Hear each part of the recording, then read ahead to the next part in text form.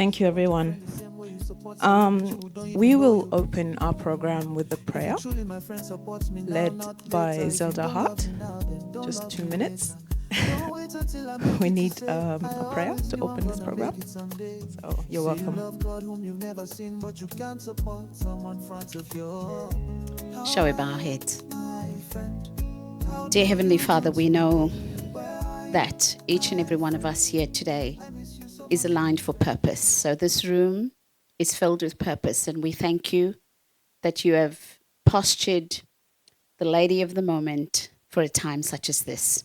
So we pray you continue to bless every movement of tonight, that we reach a new revelation in our personal truth through her story. We pray you bless us now and keep us aligned with what we are called to do. In Jesus' name, amen. Thank you, everyone, for coming.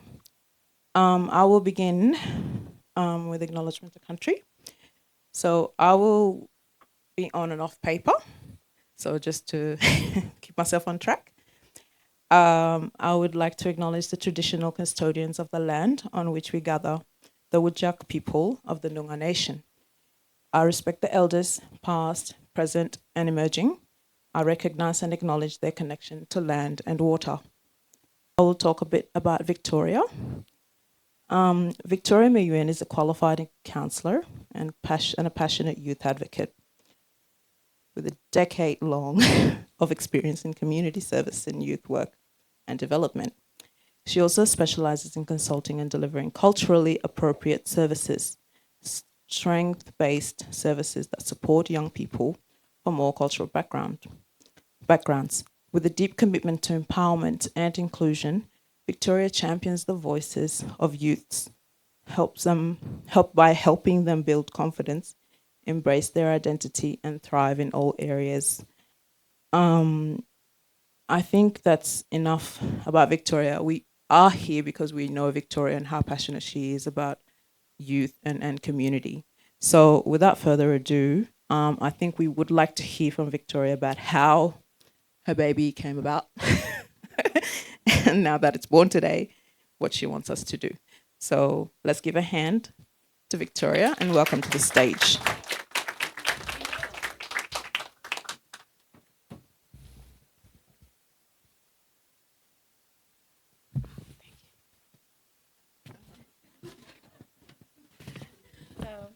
Thank you, Sherlock. You know, when you're a family member, you just get given a task with that, and then she didn't have a choice. Yeah, thank you so much. So good evening, everyone. My name is Victoria Yarmatur Mayuen. I'm honored to welcome you all to the official launch of Fresh Pathway, CALD Youth Services and Consulting. Before I begin, I would like to acknowledge the traditional custodian of the land which we meet, the Whadjuk people of the Noongar Nation. I pay my respect to elders past, present, and emerging. And I also extend that respect to any First Nation people here in the room. I'm not going to go through the acknowledgement list, which Cholak has done already, because the list is very long, just to save time. And also, I just wanted to acknowledge Tracy, who is not here today because her dad is unwell. And I also want to thank her for allowing us to use this space. So as a founder of Fresh Pathway CALD Youth Services and Consulting, it brings me a great joy to stand before you all, surrounded by parents, community leaders, VIPs, family, friends, and most importantly, some young people. Thank you for being here. Your support and presence breathe life into this vision. As a young person navigating system during time of crisis, I often felt unseen, not because people don't care, but because many people simply didn't understand my need. And in my work within the community services sectors, I've continued to witness a gap, the same gap that affects so many young people, especially those from culturally and linguistically diverse background. Many of us knows how it feels and what it feels not to be misunderstood or expected to fit in the system that don't fully see you. That is how Fresh Pathway was born. To walk alongside CALD youth, to create a space where identity is embraced, not explained, and to build trust through mentoring, advocacy, and a real support that respect your needs, family dynamic, and background. We are not here to replace the existing services. We are here to collaborate, to strengthen the system through cultural insight, and create a referral network that works with, not against mainstream support services. To any young person feeling overlooked or understood, please hear me. You are welcome here. Fresh Pathway is a place to grow, to be fully seen, and to be supported. Don't be afraid to seek help. No one is beyond hope. We are here to walk with you and stand by you. Because Fresh Pathway is more than a service, it is a movement. A movement for young people who feel unseen. A movement for young people and families seeking support and respect for their culture, values, and beliefs. A movement that offers guidance, not judgment. Redirection, not rejection. This is our commitment. This is our movement, and this is just the beginning. Now, let me introduce you all to our official website, www.freshpathwaycaldyouth.org. This was designed by Koollife Multimedia, and if you have a business idea or anything, this is the man to go to. He will set you up. And so our services. So our services are tailored support that include culturally sensitive guidance and assistance designed by us for us with deep understanding of our community needs.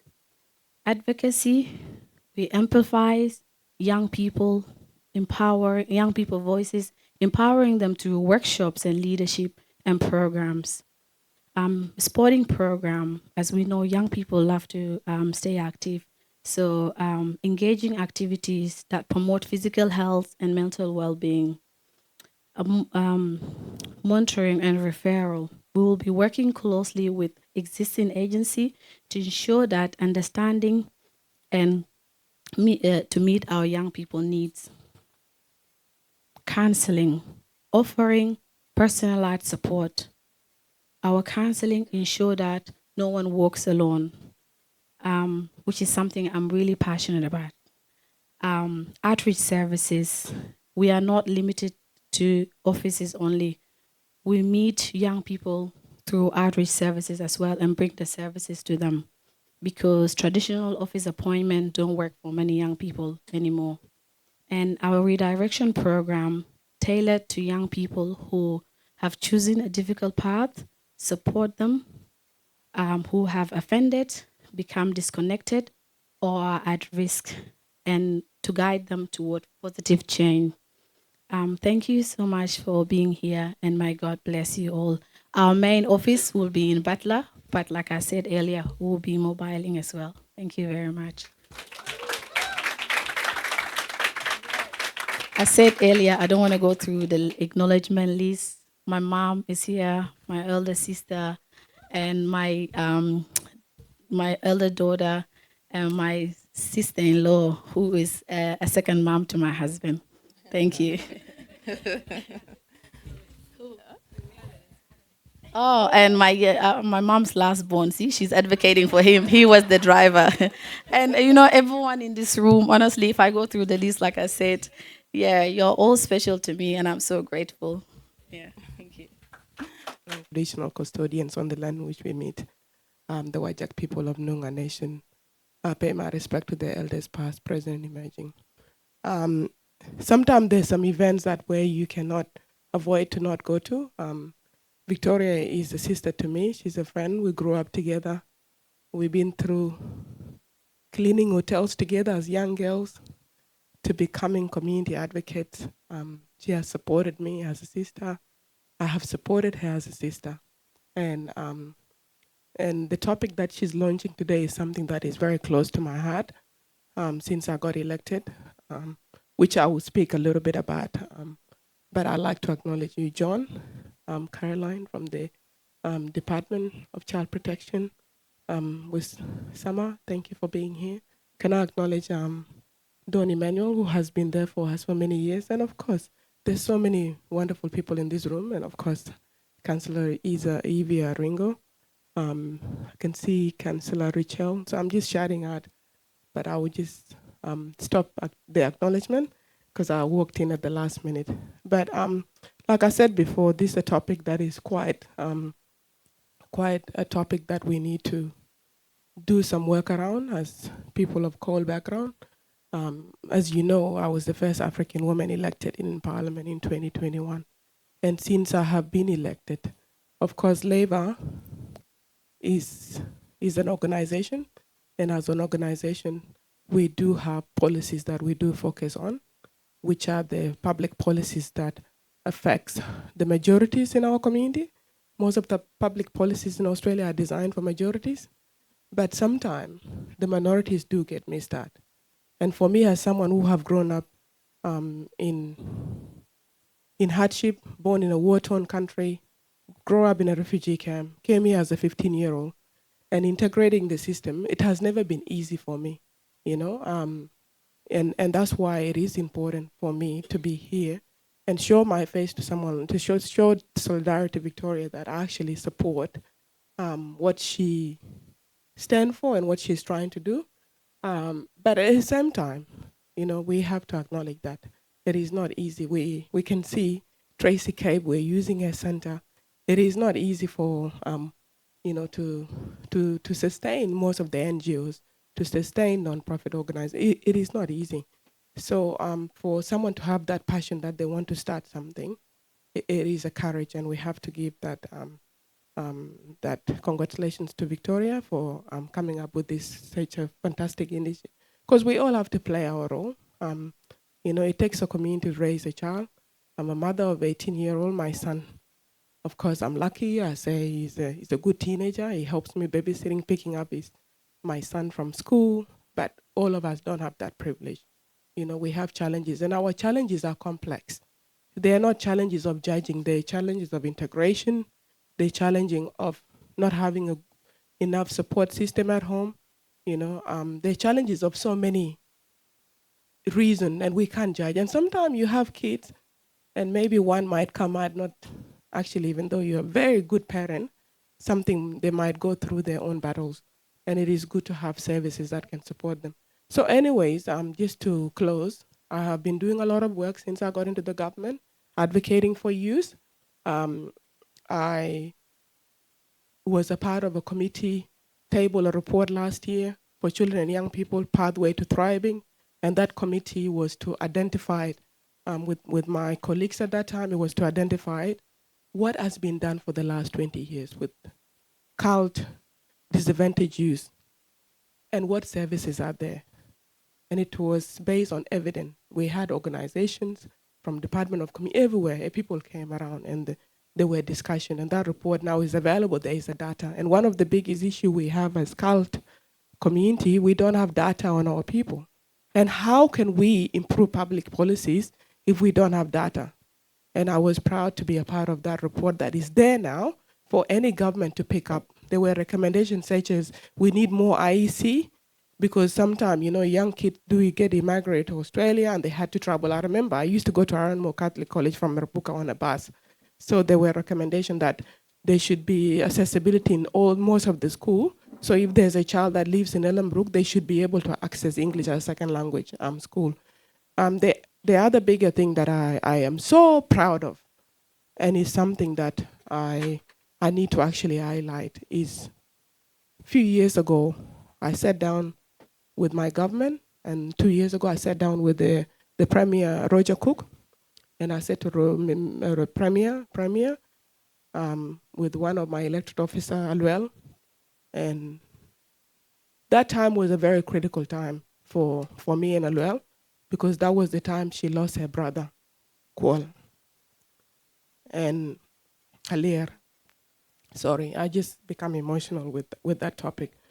Alier was a young boy who lived in America for many years, studied, decent kid. Decent kid. He went to Melbourne just to celebrate his birthday with his brothers,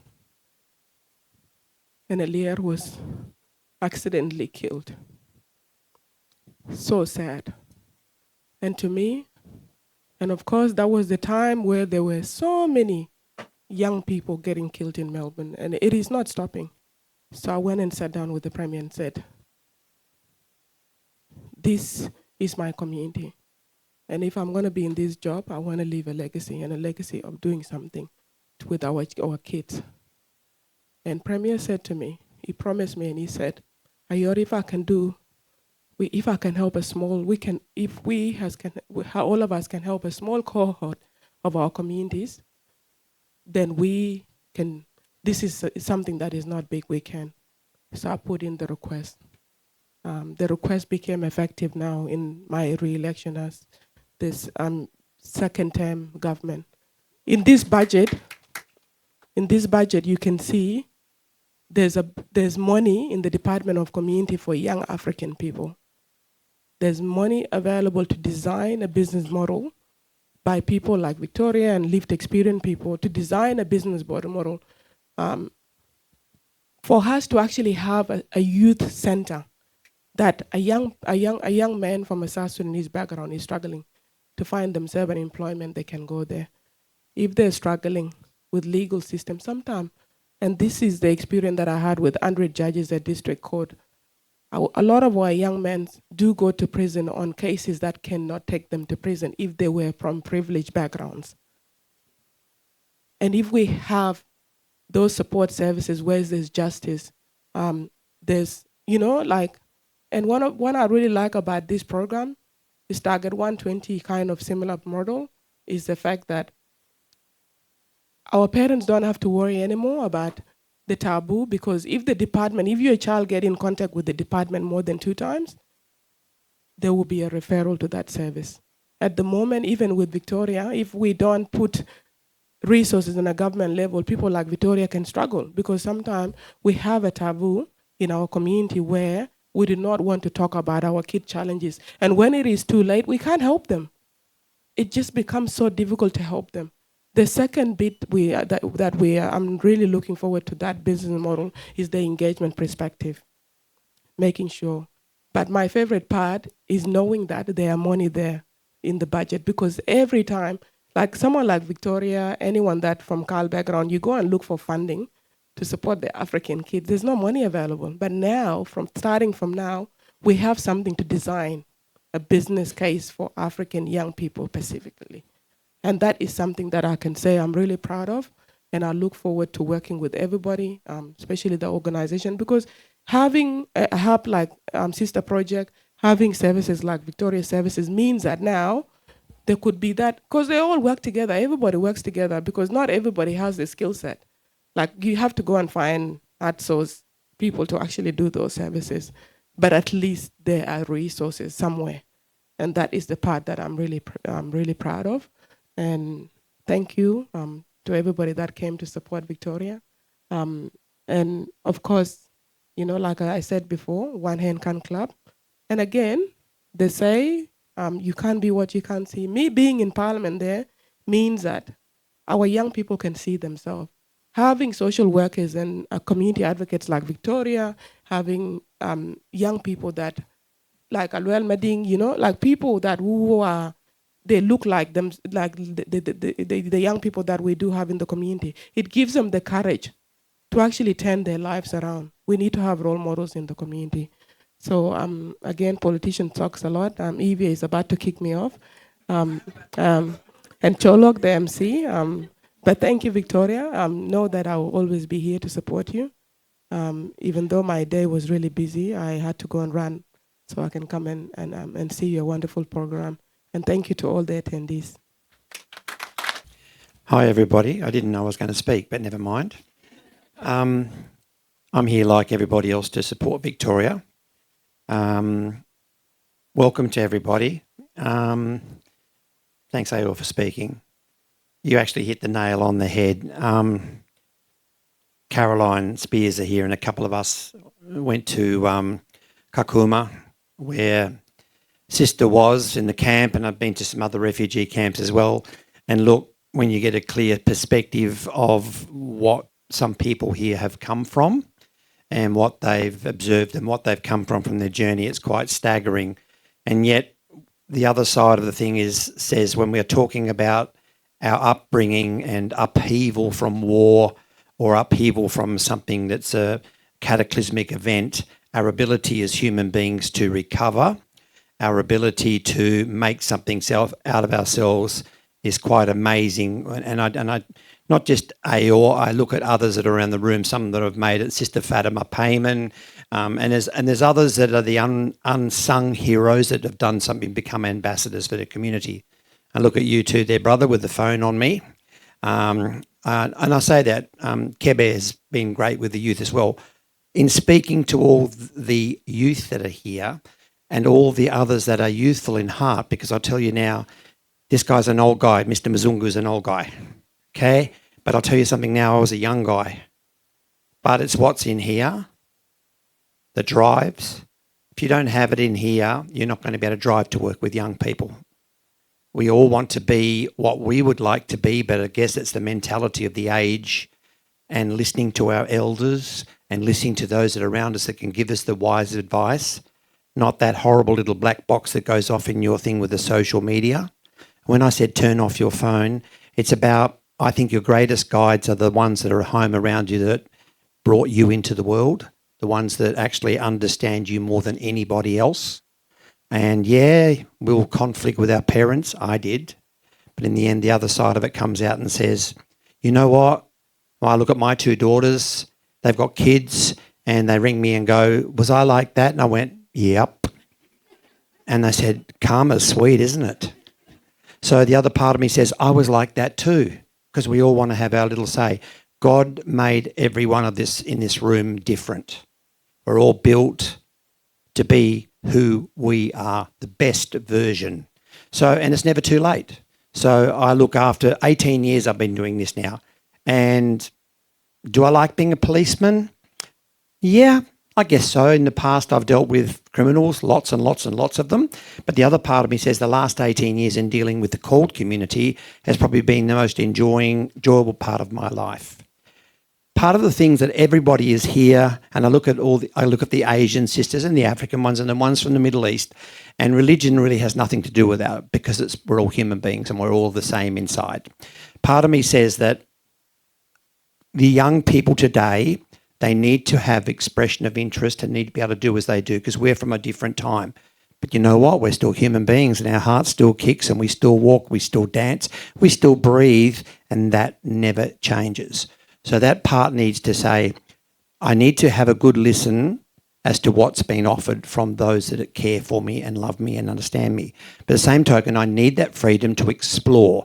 You never want to get to the end of your life with two little key words in your head, and they are, what if? So that part of it needs to explore, but we don't want you exploring those areas that can create havoc in your life and you make the mistakes you don't recover from. And as we heard about the sad story of the Leah, these things have happened not just in the African community, other communities where somebody's in the wrong place at the wrong time and something happens. We want our families to be safe. Part of that is having a vision that maybe is a multi-vision that young people can make up their own mind. I might like to be that, and I might like to be that, and I might like to be that. And God gave us this thing to explore because we have a thing called a will, and that will can be stubborn, but that will can also drive you to greatest things. I'm not going to give up. I've made a mistake, but I'm going to keep going. So part of that is where I am at the moment as a police officer. I've now been given a special job to go round, and I think it was Joe Chiwazama and Sheikh Yahya Ibrahim, they all got together and said one of the greatest things in life to keep young people on track is having a vision as to where a good job is. Something that I would like to do means I have to study hard, or otherwise I'm not going to get that good job. I'm going to be working at Hungry Jack's or a checkout chick. But you know what? Those are the steps that we follow to get that good job. So part of that, it says, the services that are out there, and this is where it links into Victoria's thing, part of those government things and government jobs or those high-end jobs are all linked to how we can have our skill base linked into that. And it's funny, if we have a really good job and we enjoy our job, it just seems to be life is sweet and we don't need to follow those tracks where the dangers come into life. Our community of WA has changed forever, and I love it. That big silver bird that flies backward and forwards across the sky, across the world, has brought all these relationships together. So we have this beautiful cosmopolitan society, but the police, nurses, doctors need to be representative of the community they are serving.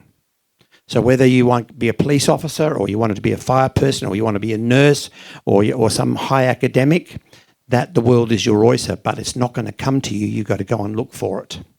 So part of me says tonight here, if you want to become a police officer, you need to have research and go and look and do those things. It might not be suited to you. You might not like to go to a fight. You might not to find someone that's been passed away. But there might be something that you can overcome and you think, I'd like that sort of thing. So I encourage the young people here tonight to, each one of those ones I see sitting up the back, you don't realise you are ambassadors for the future. One ambassador sitting right there, a Dinka woman who lost her father as a cattle growers tribe, is now a senator. To me, that's amazing. So if AO can do it, you can do it. So just challenge yourself. So I ask you here today, why we are here today for this particular reason is not every situation is going well at the moment. My bosses, politicians, a lot of them are not listening. If you go and take a look around the Europe and go to America and all those places, we've had these problems for a long time. Little WA is fast catching up. It's coming here. And if we don't do something now, we are going to be like the little boys and girls trying to put the fingers in the cracks in the dam as it's starting to come. Now is the time. We need to be listening to our young people. Young people need to be listening to their elders. And we come together in the middle where we've got a happy medium. So I encourage everybody here tonight, all those faces that I'm looking at, I don't have to tell you anything. You all know what's going on. And the young people, it's not just your way. You need to go seek guidance. And then you'll find out what you're really made of inside. So thank you for having me. And I really, really encourage this woman. She's got a power behind her. She's got in here, ticker, all right? So I just wish you well, all right? Thank you so much. Asante sana, sister. Learn Kiswahili. I was trying to make myself really small in the chair there so that she didn't invite me up. I think I know quite a few of you, but a bit about me. I came over to Australia from Scotland. You can tell by my accent. I was a social worker in Scotland, and I started work here in this department called DCP. And I remember coming to my boss and saying, I get the impression people really don't like this department.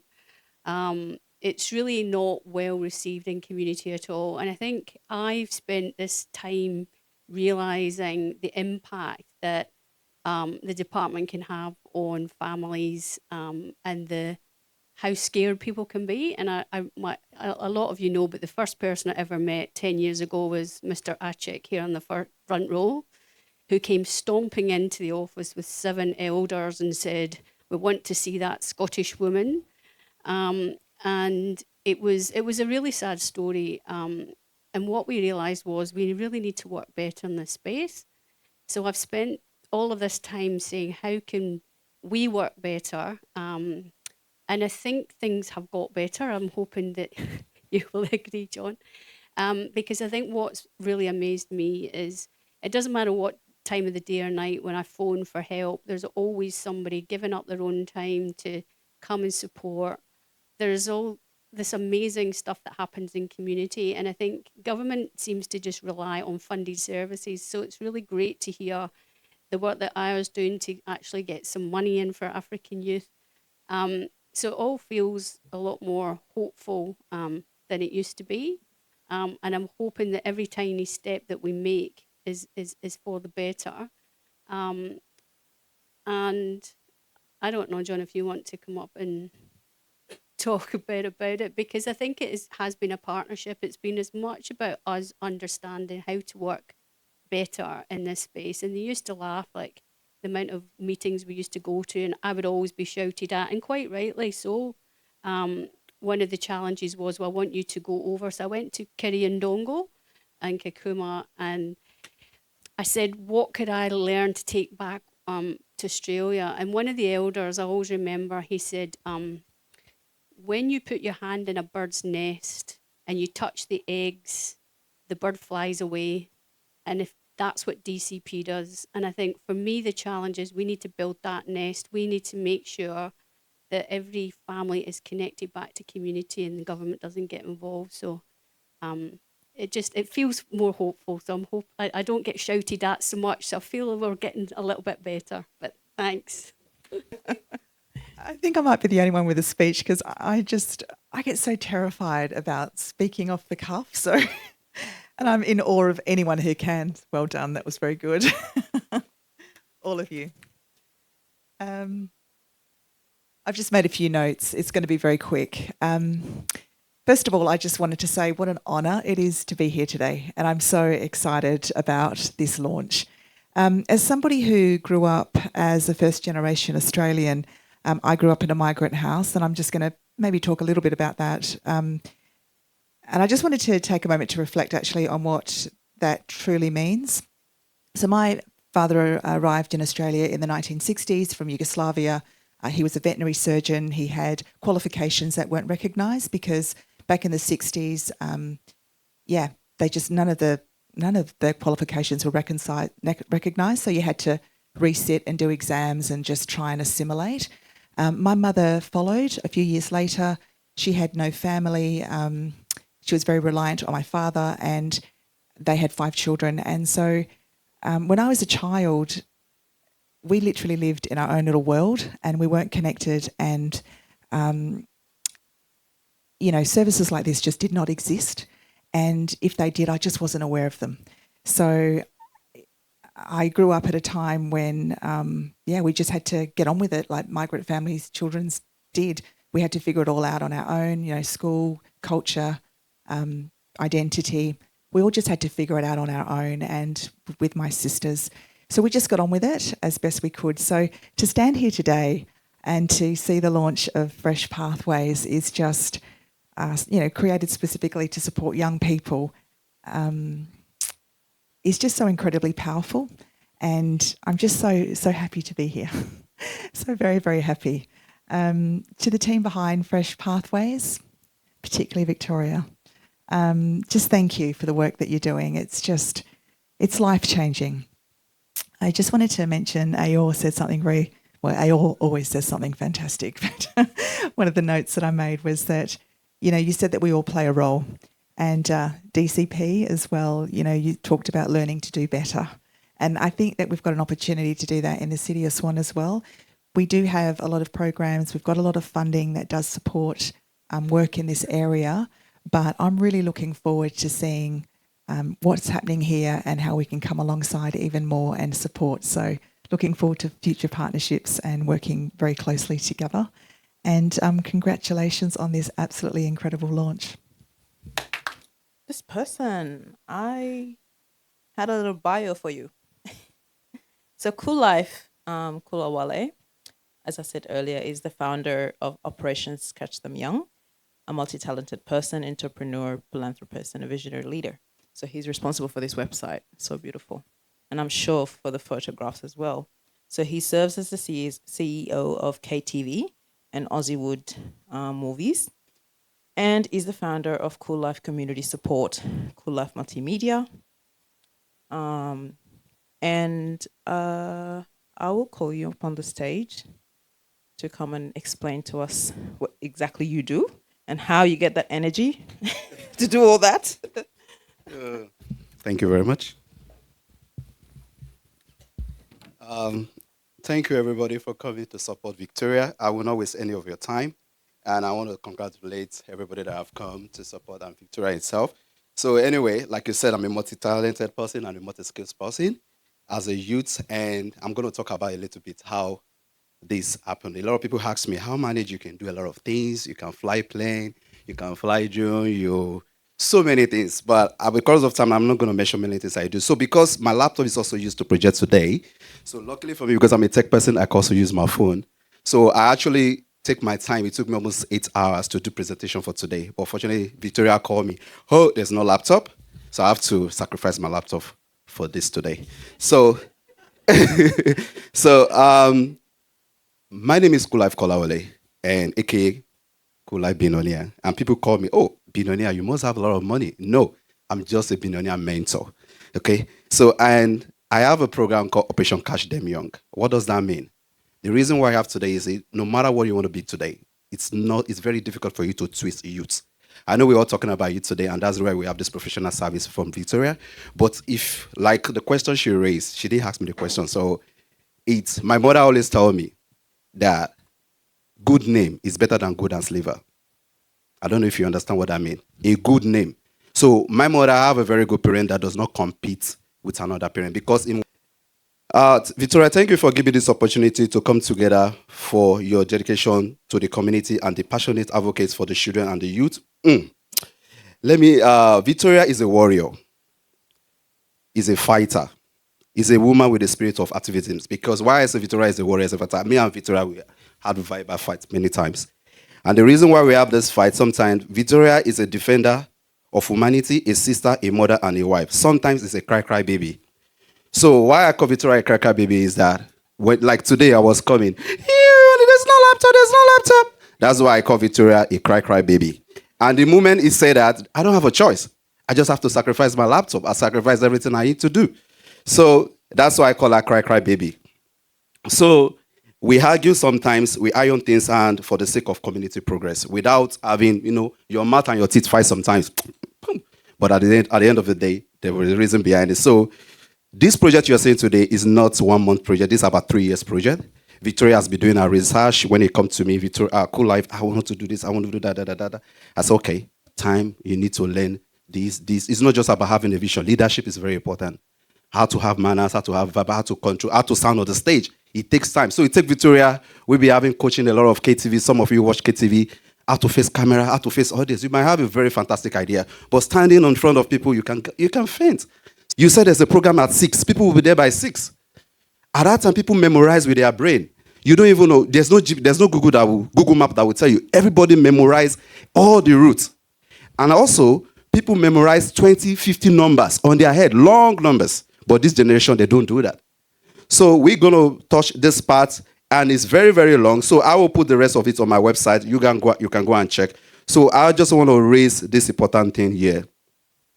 So pardon me if I talk too much. All right. So, yeah, I know. Yeah, so you can come close to me. I will round up very soon. All right, because, okay. All right.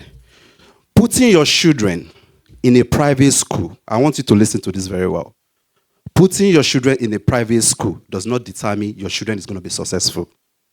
There's no difference between public school and government school. A lot of people have been tracked with this marketing of our schools. Go and check 99.9% of every successful man today, they went to public school.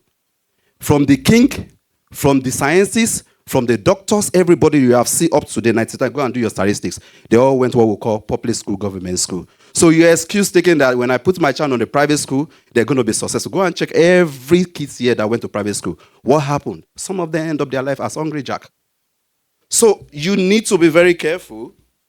Because of time, I'm not going. So, okay, sorry about it.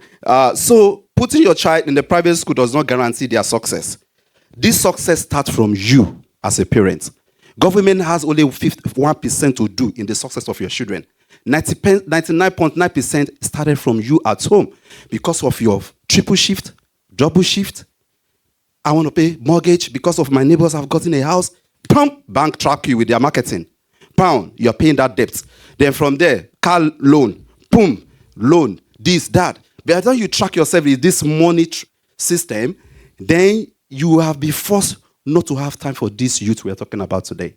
No matter what you want to do. Because life is unfair on you. You have to pay these bills, double shifts. You come home, the kids are sleeping. By the time you wake up in the morning, where's my children? Your children are already gone to school. So you lost that communication between the children. So I'm going to round it up to the last aspect here, which is I skip a lot of pages. So morning routine. If some of you have any children here, if you want to hear more of this, you can contact me or you go to the website and listen. Because of time, my sister is here to take the microphone from me. So the morning routine for your children. First thing, when your child wake up in the morning, the first thing they need to do is to meditate or pray. When you have a child, it has nothing to do with your religion, where you come from. If you really want to build a successful child, number one, let them meditate, follow their principle of their religion, faith, or let them pray. Number two, greetings. Greet your siblings. If you share rooms with others, learn manners of greeting. Number three, lay your bed and pillow. If you cannot be patient to lay your bed and pillow, you can never be successful in life. You wake up in the morning, you go. No, you have to have that discipline. No matter how busy you are, lay your bed, put your pillow on shape, and put a little teddy bear on top. So, number four, brush your teeth and wash your face. Okay? I know sometimes, not every time you just want to take shower, but at least brush your teeth and wash your face. Because there are some things that come all over your face, or you want to greet somebody, brush your teeth and wash your face. And the next one, do your house call, like maybe probably cleaning or do whatever thing. And number six, greet your elders. Because sometimes when you wake up, you don't share the same. It's not like when we share the same living room with our dad, with our mom, they just have only one curtain in the middle to divide the room. So I don't know if you remember that kind of house in Africa.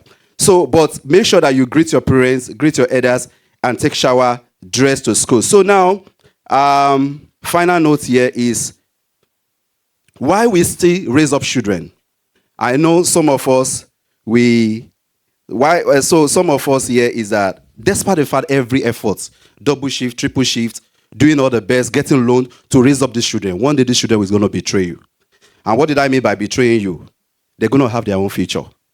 No matter how much you train them, no matter how much you do everything for them, you train them in any way, in any cultural way, in any system way, one day they're going to take somebody above you. Why? They're going to get married one day. And when they get married, they're going to choose somebody who does not know any history about them, how they buy pampers, how the mother take care of you, how you go sick every day. Somebody will come and hijack the love of your parents in the name of I am married. I'm married. Oh, mommy, don't talk to my boyfriend like that. Mommy, don't talk to my husband like that. Daddy, don't talk to my wife like that. And they become an enemy to your parents, to you, just because of they find the love of their life. So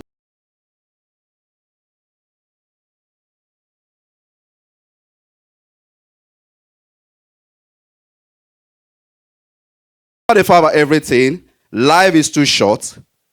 Okay, live your best and leave the rest. Travel, have fun as a parent. So, so life is too short. Do your best, leave the rest, and enjoy your future. Thank you very much. Thank you.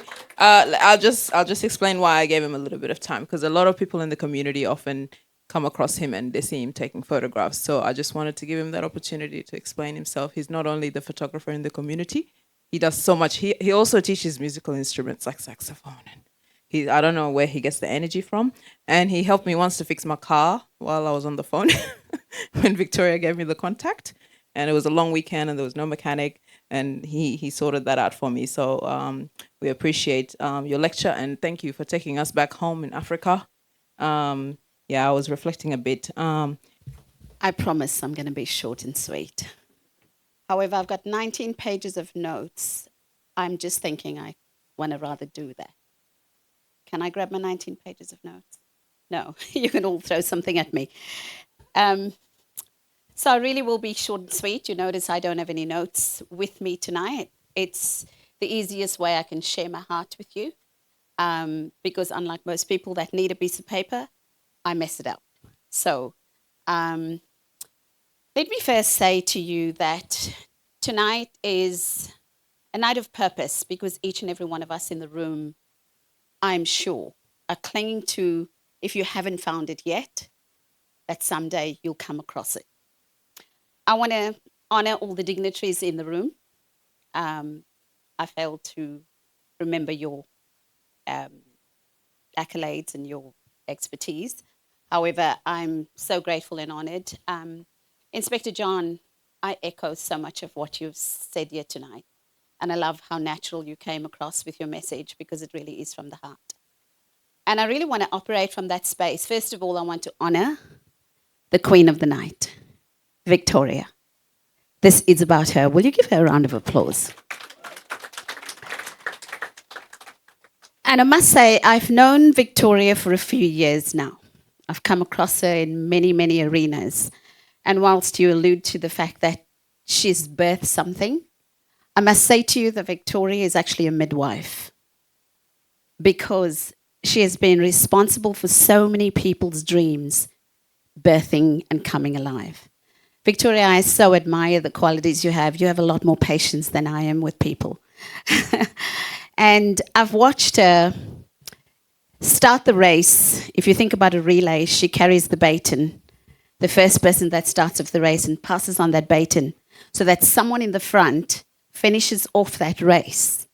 And her light is almost dimmed because she gives so much to other people. I've watched how she's empowered people to step in front at the sacrifice of this very launch.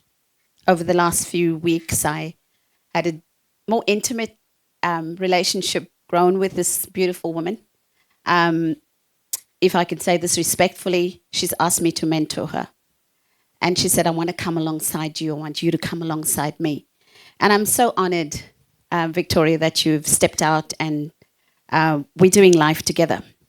Now, how many of you know that leadership, for those of you who do know leadership, is a lonely place, right? It's a lonely place. And I've just seen Victoria rise up to the mark where she has shone the light for so many people. And there's a very popular gospel song that's sung by Sandy Patty, I believe. Sometimes we're candles in the night, shining someone home. And that's exactly what Victoria does all the time. She is a massive advocate for someone else's success. Now, I have a few people in the room here I'd really like to honour, if you don't mind. I'm going to turn my attention away from all of you. I want you to stand up. I've got a few students in the room that has honoured my invitation to come. I am so proud of them. Now, I am responsible for working. Thank you. I so appreciate you. Keep standing if you want to. I don't mind. So I have the privilege of helping young people transform their lives, having been a young person myself, John. When I was about 19, I was in youth leadership, and I was working alongside students in Africa, young people in Africa that were suicidal and some really deep stuff. If I had to choose that again, I probably wouldn't. But knowing that it was so transformational in my own life, the things that I've learned. So what Victoria has started here is really very, very close to my heart in terms of transforming the lives of young people. Now, my students will bear me out. When they walk into my class first trimester, the first thing I say to them is, why are you here? Give me the second reason, because the joke I make is the first reason is the visa, right? And then I go, why are you here? Because purpose is so vitally important for us to know and to discover. Now, Mark Twain has said something very profound, and he said, the 2 days of our lives, the greatest days of our lives, is the day you were born and the day you know why. And tonight we have purpose written all over this amazing lady. She's called for this. And I'm really so proud to see that when she's given birth to it, that now she's walking in her purpose. I do have something that I'd like to sort of refer to. She's asked me to reiterate what I do in space of influencing women and mentoring women. But I first want to really talk a little bit very quickly about purpose. The reason we don't, my students, I like, they're in my life so much that I always have sort of little epiphanies about the conversations we have in class, because besides the lectures, we do life together, not so. Right. They often ask, how do you know what your purpose is? And I say to them, just do a whole lot of crazy stuff you love, that you fall in love with. And somewhere along the line, when you get to my age, you'll find out why. Now, my age, to reiterate, I'm a grandmother, I'm a mum, I'm a sister, I'm a friend, and a good one if you'd let me. I want to, if I could very quickly introduce an organization or a movement that I've started, that Victoria has said to me, Zelda, I want to be a... Each and every one of us are called tonight for a purpose. I think it's Mark Twain that says, two of the greatest days in your life, the day you were born and the day you find out why. Thank you. And the reason Victoria asked me to emphasize Influential Women Alliance is really for the reason is that sometimes we do big things. We're not going there again. And to be quite honest, it just becomes so lonely. So the purpose for starting Influential Women Alliance is to actually invite togetherness, for us to stand together. Because for far too many times we do things alone and we give up. I launched in 2023 and it took a lot of curves. We had some tragedy in the family. I've dropped the ball and then I've resuscitated it of late. And I want to probably just get you to, I won't do the slides. If I could just have the last slide, the very last one, the sixth one. I'm only respecting the time. No. Number 6. Victoria has asked me to put this invitation out to her audience tonight, and that is you. And the reason she said that, she said, Zelda, women especially are needing the collaboration, the togetherness, the standing together. So that is my phone number. It's not for my students. For those that I haven't met before, my name is Achol Madong. I am the Inclusion Manager Education at Rural Life Saving Society WA. I'm here wearing 2 hats today, obviously in my capacity at Rural Life Saving, but also as Victoria's cousin. Just wanting to say I'm so proud of the work that you're doing, and as an organization, Rural Life Saving is excited to work with you.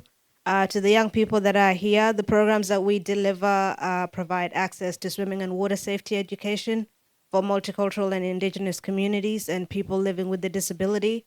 And we deliver them in remote communities, regional communities, and in the metro.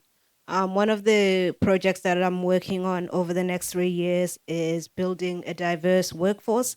So if anyone is interested in becoming a swimming instructor or a pathway to becoming a lifeguard, that is something that we can help you with. And I would like you to reach out to Victoria, who will provide our contact details. Swim teaching is a great part-time role that you can do while you're studying, or if you're in uni or even high school. So a lot of the programs that we deliver are free, by the way. So you can get your swim teacher license and we can help mentor you to get a job with on one of our programs or in one of our aquatic centers. I would like to also acknowledge Elizabeth Lang here, who is the chairperson of the Perth African Nation Sports Association. So if you are interested in sports, again, through Victoria, please reach out to that organization. There's a lot of opportunities through that as well. But congratulations, Victoria. We look forward to working with you.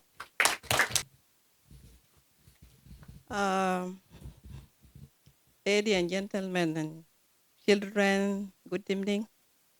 My name is Sunta. I just squeezed myself to say thank you. Koollife, you finish everything about Victoria. Victoria, she's a fighter and she's a Brazilian girl. I'm the mom, 8 kids.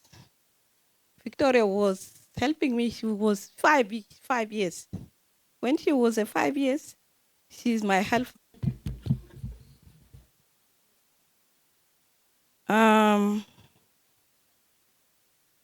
I would like to say Perthphotoshoot, observe, because I don't know the names, and my English is a third language, but I will try.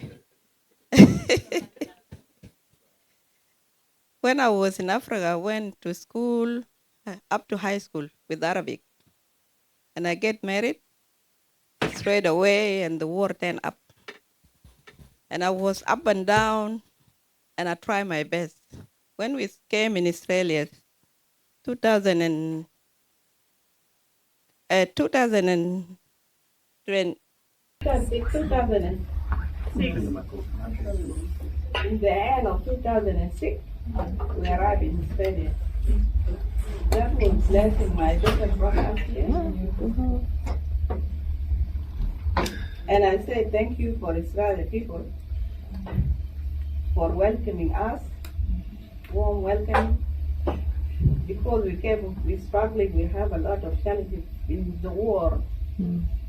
And we came here, we came, my advice with my kid, I said, you guys, you have to pay back Israel. Because they brought us to do something here. You are safe. You have to do good for Israeli people. And I try my best as well. I do corsade, small courses, and I start doing caring job here. Why I'm doing that? I want Australian people to take tests as they welcoming us and helping us.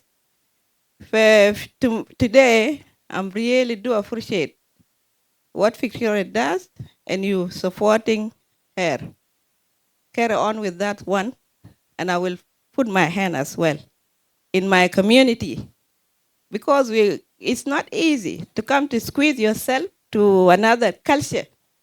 Our kids is not that bad.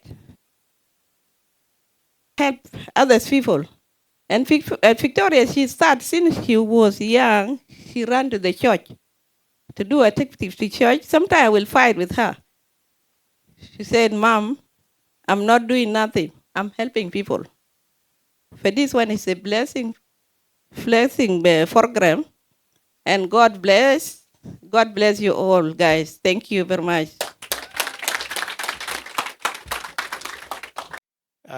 Can I just say, protocol observe? All of you are very important people today. That's why you turn up. Can I say to my sister, Victoria, congratulations. What you have started has now yielded fruit. And you didn't know where to start it, but you have got people along you, those who have mentored you, those who have given you the advice. These people are part of your life. To begin with, I left my house at 7 o'clock in the morning. And you see me, I dress like young people. Because I came to my work. And I was just working until 5:30. And I said, if I go home now, I might not come back to this beautiful function. So, young people, I'm part of you.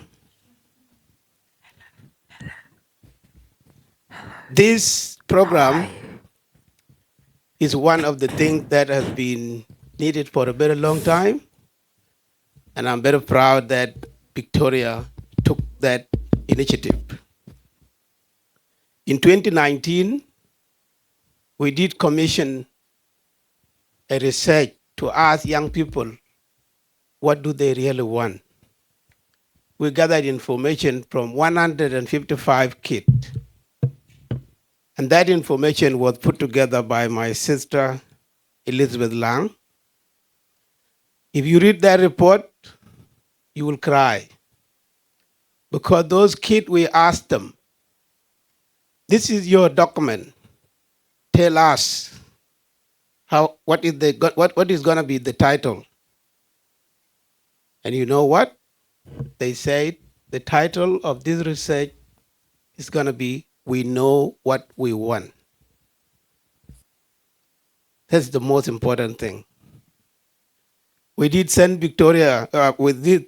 Elizabeth and our young sister Jaspina to Melbourne to do the presentation on that report.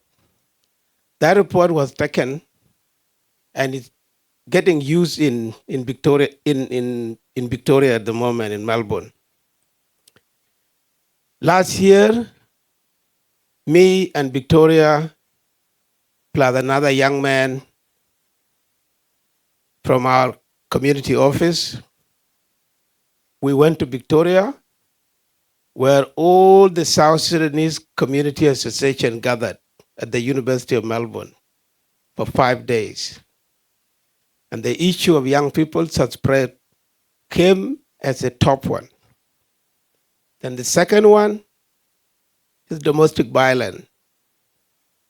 Then the third one is lack of access. Lack of access is across the board.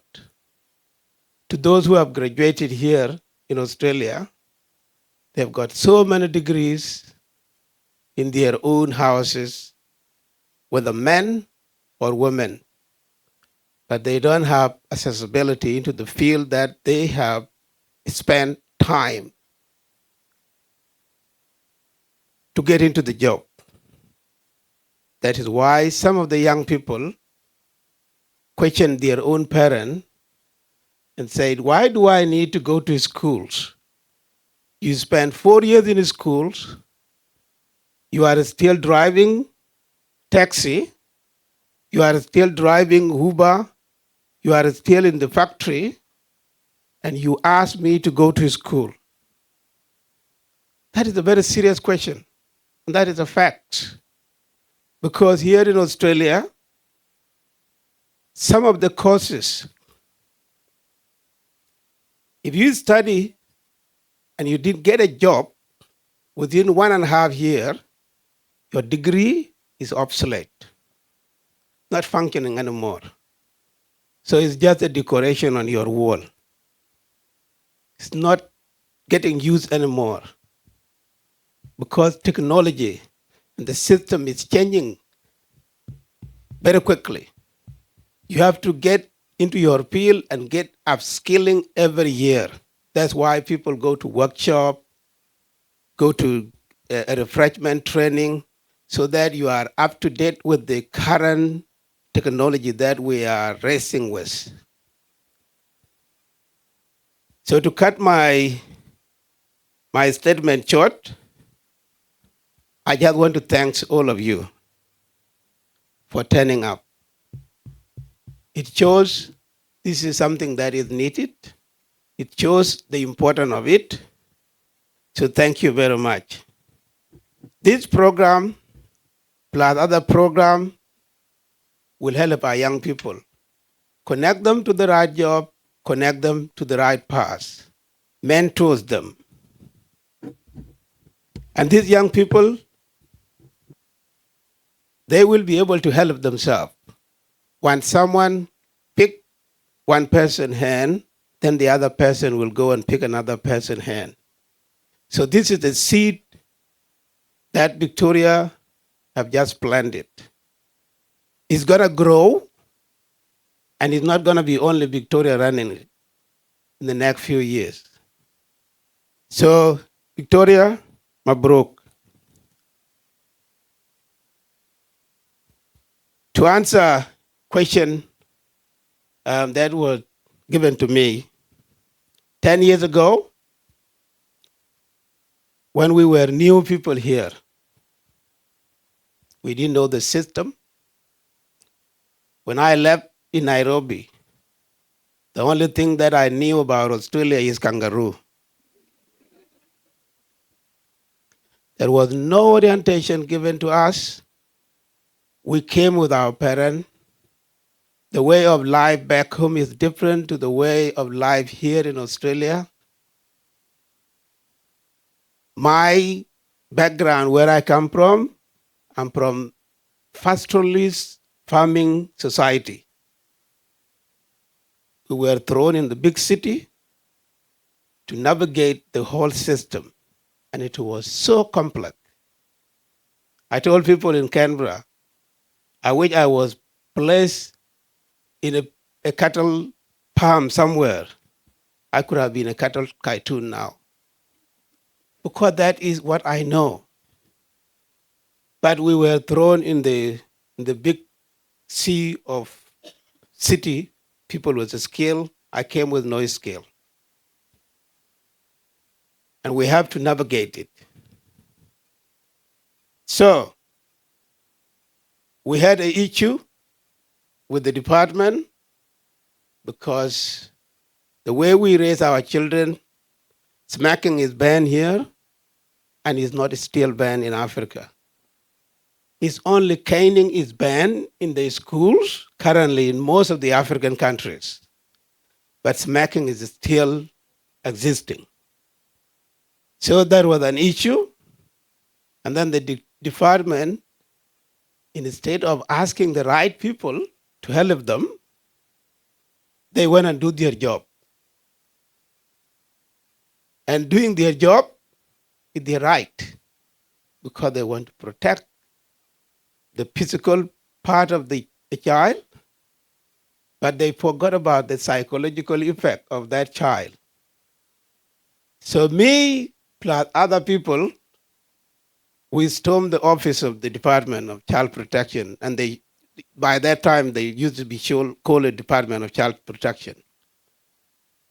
But you know, if you go to the Department of Communities, you see there's a little bit of no access. So the doors was closed in our face, and we were so furious.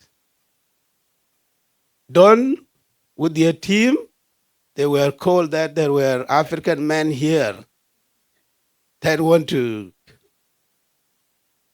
fight with the workers.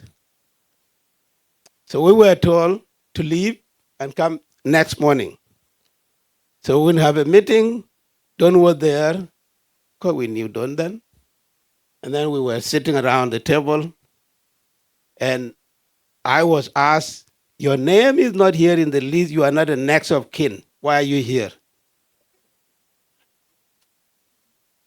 I said, I am just an elder within the community. And these elders here, they are uncle to those kids that you have taken. So it takes a village to raise a child in Africa. So we came into the consensus, and then we start understanding ourselves. Caroline, she's a very strong woman. She has said in some of the very uncomfortable meetings, but she persists to make sure we are listened. So our voice is heard. So in the few years' time, we have managed to say, okay, we know that there are issues. What if we could be able to have our own trained foster parent? And in the system, you have to do a training. And some of these poor moms, they don't have English. So I keep telling people, I said, you don't need to read good English and speak good English to be a good parent. So Caroline support us. And now we have got so many people within our community that are looking after our kids. Thank you very much, Caroline. So that is my message. Sherlock, thank you very much. You guys have done amazing job. Thank you. Thank you so much. In a position where placement is necessity and jobs. So I appeal to all of you here who have the capability of leading them to either your organization or someone else that these people are actually honored for coming here tonight. I'm so grateful. Please tell us where you're from. I forgot. 1, 2. Myself, Gidanshu, I'm from India. Hi everyone, I'm Harman and I'm from India as well. Hi everyone, this is Bhumika and I'm from Nepal. Good evening everyone, I'm Nyumalamo and I'm from Bhutan. Hello everyone, and I'm Sonam Somo and I'm from Bhutan. Hi everyone, my name is Audrey and I'm from Zimbabwe.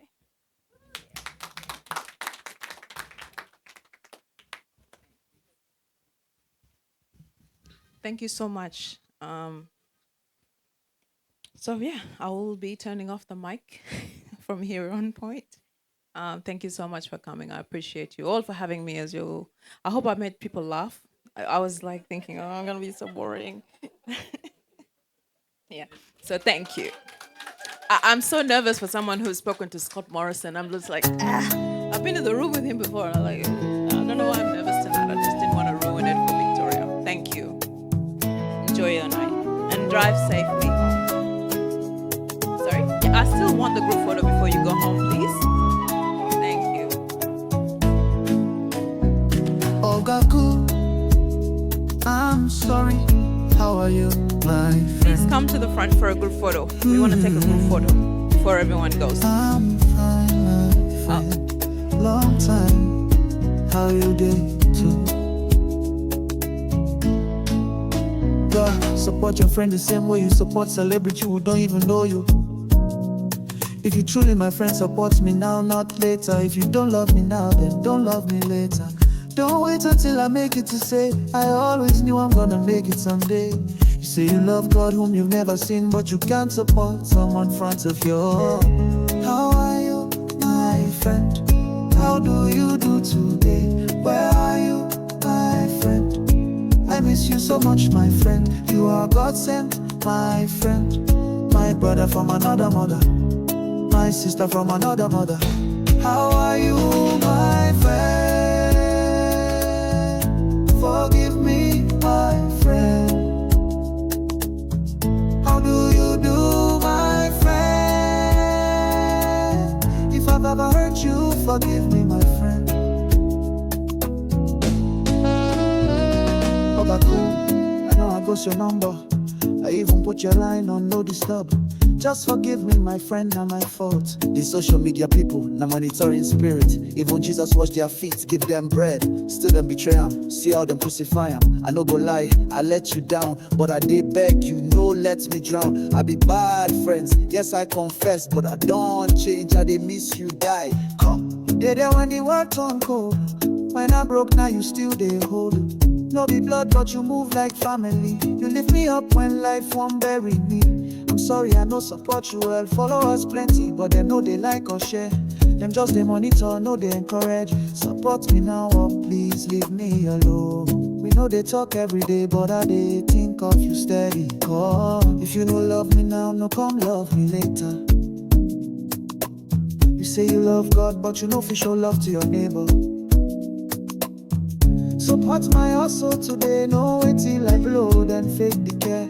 If you can't show love now, please delay. Oh, how are you, my friend? How do you do today? Where are you, my friend? I miss you so much, my friend. You are God sent, my friend. My brother from another mother, my sister from another mother. How are you, my friend? Forgive me, my friend. How do you do, my friend? If I've ever hurt you, forgive me, my friend. How you dey, my friend? How your business today, my friend? Where you dey, my friend? I miss you well, my friend. How wanna God send you, my friend? You are my brother from another mama. You are my sister from another papa. How you dey, my friend? How are you, my friend? How do you do today? Where are you, my friend? I miss you so much, my friend. You are God sent my friend, my brother from another mother, my sister from another mother. How are you?